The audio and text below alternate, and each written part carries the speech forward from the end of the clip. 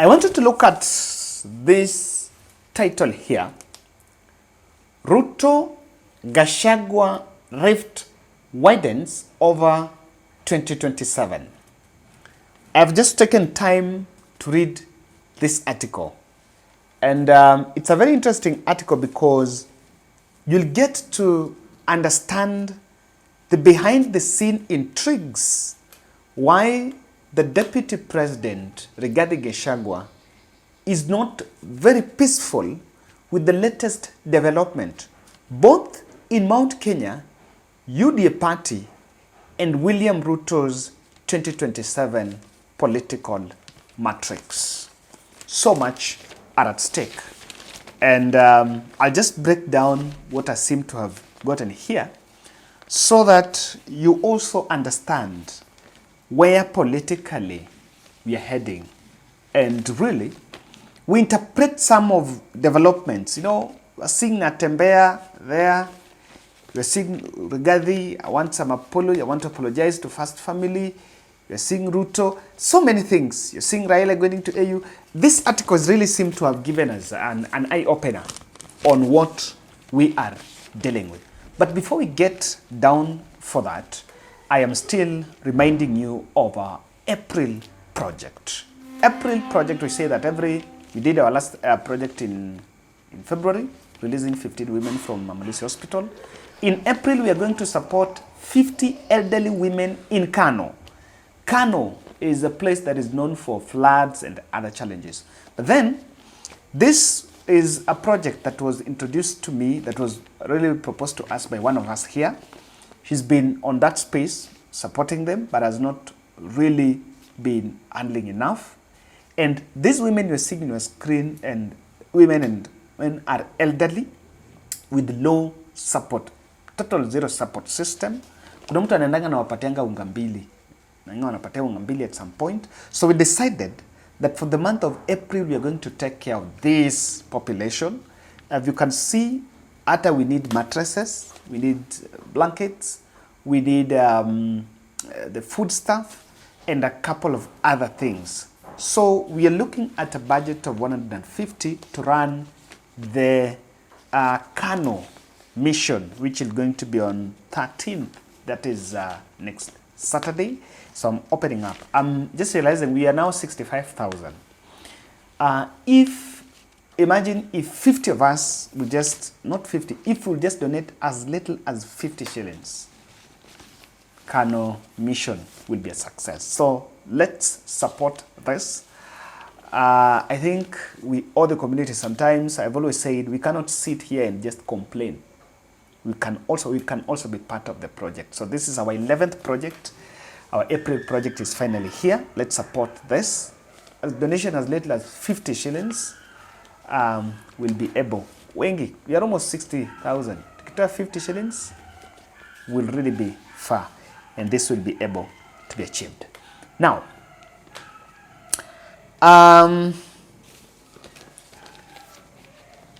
why do you think Rigathi offered an apology? So many things are happening. 2 weeks ago, Rigathi organized an interview all around with Kikuyu stations in Kameme, and led by Kameme, in his official residence, and offered Mama Ngina and Kenyatta family an apology over last election insults. And it is emerging that it was part of a deep-rooted scheme after a move to get handshake by former President Uhuru Kenyatta collapsed. And it is coming months after the Deputy President hinted at willingness to mend fences with Uhuru Kenyatta, even though the more Rigathi make moves to reach the president, former president, the more Uhuru becomes unreachable. And you've been told about some of the numbers that people have around have not even been reaching. So I want us to look at this move politically. And these 3 political developments will actually open your eye on what has been happening, because the DP feels insecure with these political intrigues happening behind the scene. And number one, is a hint by President William Ruto that he would want to have a zebra ticket for presidency, starting for presidency in 2027, by even picking a woman running mate. Na vile rais ulisema jana, ni kweli tumeongea na tutaendelea kuongea vile hawa kina mama huko mbele watashirikishwa katika serikali kuu wakiwa na nyadhifa ambaye iko na uzito, kwa sababu hawa kina mama wamejionyesha ya kwamba wako na umaarufu na wanaweza kupewa nafasi ya kuongoza. Si hiyo tumekubaliana? Lakini wengine unajua haku wanaelewa. Rais alisema ataniongelesha, tuwapange pale mbele tukimaliza mambo yetu. Sasa wengine walikuwa nafikiria ni saa hii. So lazima sasa mngoja kwanza nimsaidie rais kwa kipindi chake. Ikifika kutamatisha hapo, rais mwenyewe atatuongoza, atatuonesha vile tutapanga hawa mama na vile mambo yao itakuwa sawa sawa. And when and you'll realize when Ruto made that statement, DP rushed to Embu and said it was not now, and confronted the president directly on that. I think I've played for you that video. What Rigathi Gachagua understood very well is that his running mate position in 2027 is not guaranteed.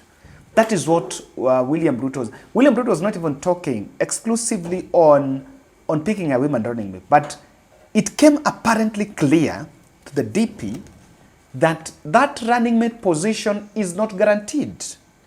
It is not his birthright, and it can be given to anyone else.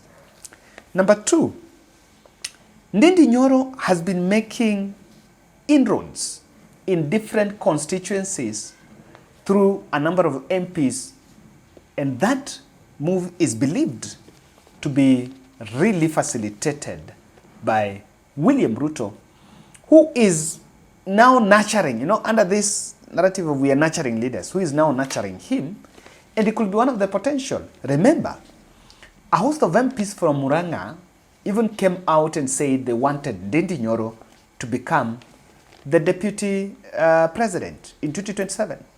All this points out to Rigathi that Ruto's hand is in it. And if you leave that, Musalia Mudavadi was moved from to be the Foreign Affairs CS, and has been at the center of all things between Raila and Ruto over the AUC bid, with reports emerging that probably even US is having a soft spot for Mudavadi. Mudavadi went to Kakamega and said he will be dropping a second earthquake. Let us support him fully. Let us support him fully. Na hata sisi kwa siasa, niliona ujuzi pahali pengine wanasema kuna mgogoro katika Kenya Kwanza kwa mambo ya vyama. I want to assure you that for as long as God gives me life, our job will be to strengthen the Kenya Kwanza administration of President William Ruto, and not to try and undermine it from within. So we shall do. Nago yuko hapa, Adagala yuko hapa, my friend of ANC mzee wetu hapa yuko hapa Mulo.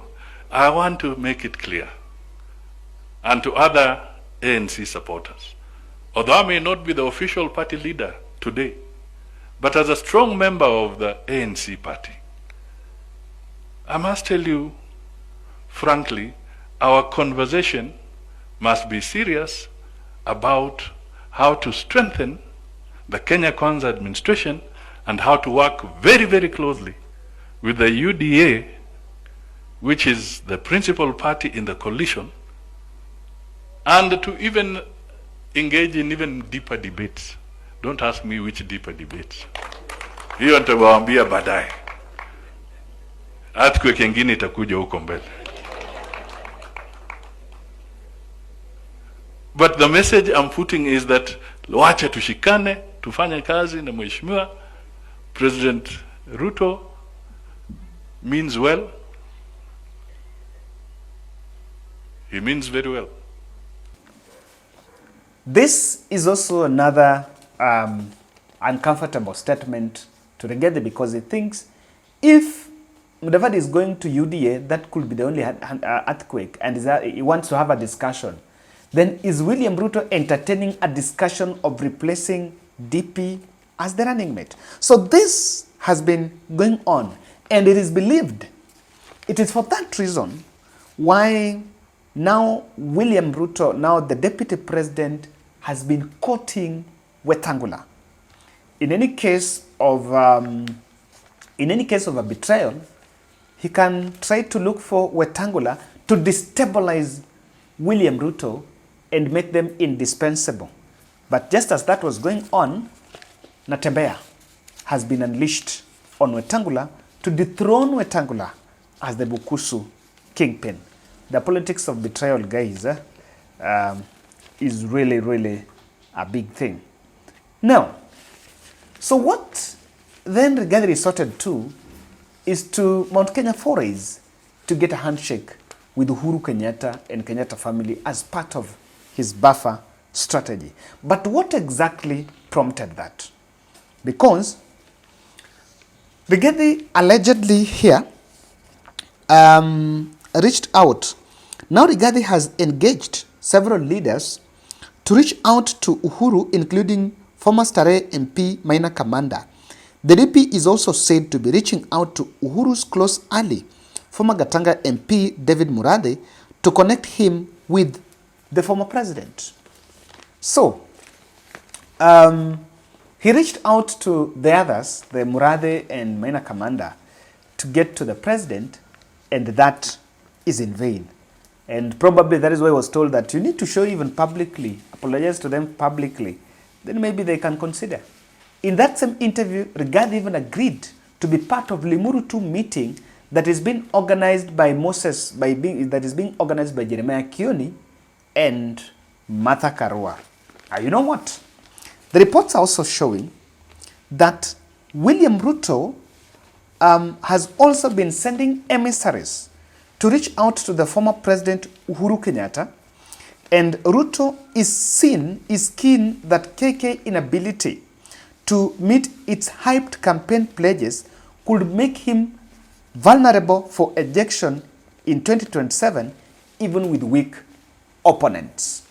So he's also been making forays to reach out to the president, but through the Raila axis and some church leaders who is believed to be, Uhuru is a very close friend to the church leaders, the Anthony Muherias, so that they reach out to the president. And Rigathi got wind that William Ruto, despite of using him, you know what happened is Ruto used Rigathi during Mandamano.